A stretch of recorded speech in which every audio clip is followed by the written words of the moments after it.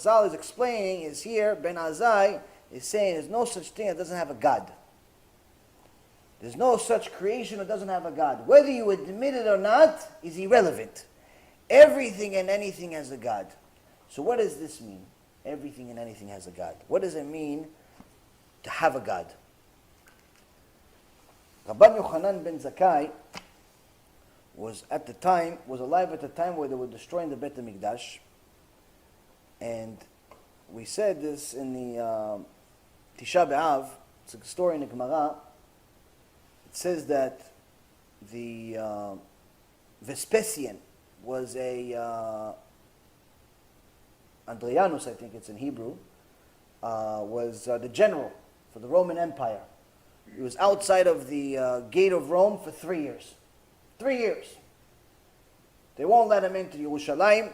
The Biryonim, which were the Zionists of their day, the bullies, the Zionists of their day, were not letting anyone in, were not letting anyone out. And Rabban Yochanan ben Zakkai knew that their system was not going to work.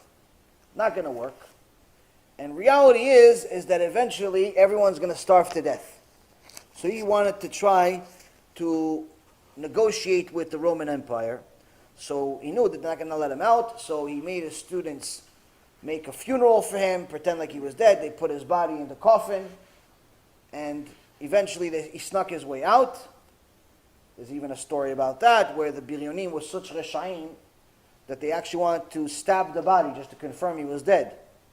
And the Talmidim of Rabban Yochanan was saying, come on, you're going to dishonor. Even the Goyim don't do this to bodies. You're going to dishonor a righteous Jew. The Gdol Adol just died. You're going to stab his body? You're going to disrespect the body like that? What's the matter with you? So he said, okay, fine. They let it out. Anyway, he gets to Vespasian, he gets to Andrianus, and he says, hello, king, your highness. Hello, king. So Vespasian says, you deserve 2 death penalties. Mot yumat. Like it says, Mechalel Shabbat. Mechalel Shabbat, mot yumat. You deserve not 1 death penalty, 2 death penalties. Because first one, I'm not the king. So you just address me as a king. I'm a general. That means you disrespected my king. Death penalty. He says, no, you're the king. You're the king. He goes, I'm not the king. They're arguing, you're the king. I'm not the king. Why do you think I'm the king? He said, because it says in the Torah that only a king can take down Yerushalayim. They're not going to give it to some common person, to some general, even if he's fancy schmancy, even this. They're not going to give Yerushalayim to just anyone. Only a king that Hashem decides can take down Yerushalayim. Only a king. So you are a king. I'm not a king. Yes, a king. I'm not a king. Yes, a king. Argue. Surely, while they're arguing, messenger comes with the horses, comes in. Your Highness, the king just committed suicide, and the government decided you are the king. You're the new king. On the spot, he has the zchut to see Rabban Yochanan, mamash, like prophecy.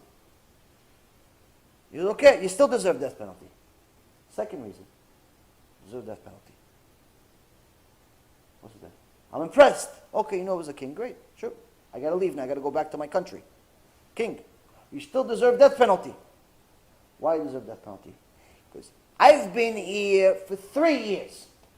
3 years I'm here. 3 years I'm here around. If you knew I was king, where were you until now?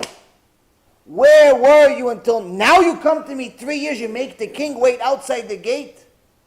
If I'm the king, where were you until now? HaShem Yitbarach gives us Elul. He gives us Elul because Judgment Day is in 40 days. Rosh Hashanah. It gives you an opportunity to do TeShuva because the trial, there's no more TeShuva in the trial. Whatever the case is, he gives you second chance to appeal on Yom Kippur, but there's no better time to have a good judgment than the original judgment. Now we don't want to be in a situation where we show up completely unprepared because we overslept every single day. We didn't do slichot. We didn't even say slicha bichlal. we still have gava, we still go against Hashem every day, we still mechalei Shabbat, we still eat non-kosher, we're still looking at all the girls, we still haven't done tshuva. One of the questions is, what's the foundation of tshuva? Foundation of tshuva, develop yirat shamayim. That's foundation of tshuva. Why? Simple answer. Once you are developing yirat shamayim, everything else comes. You're not going to go against Hashem if you have yirat shamayim. You're not going to violate Shabbat if you have yirat shamayim. You're not going to eat non-kosher if you have yirat shamayim. You're not going to go play football instead of learn Torah if you have yirat shamayim.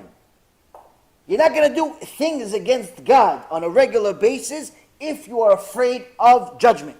If you're afraid of HaShem Yitbarach. Foundation of tshuva, simple. Yirat shamayim. Develop yirat shamayim by learning musar.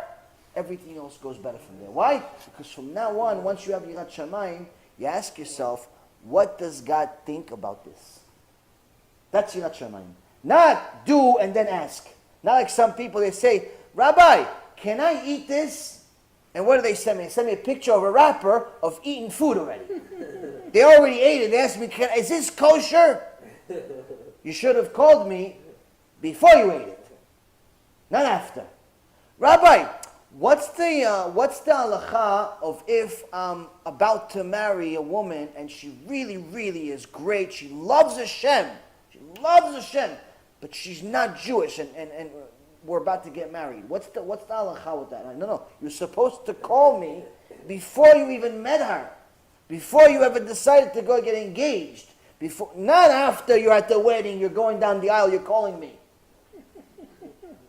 You're at the aisle like, hey, Rabbi, is this okay? Because the rabbi, even though it's a woman, they call themselves a rabbi, has talit on, and the dog is next to him under the chuppah, they said it's okay. I'm like, yeah, he's reformed. He's Amalek. Of course he's going to say it's okay. So, what's yirat shamayim? Yirat shamayim is asking Hashem, what do you think? What is your opinion? Not what's Yaron's opinion. Not what's this. What is your opinion? How do you know his opinion? You open Torah. You have Torah. It tells you what's Hashem's opinion. It tells you his opinion about homosexuality.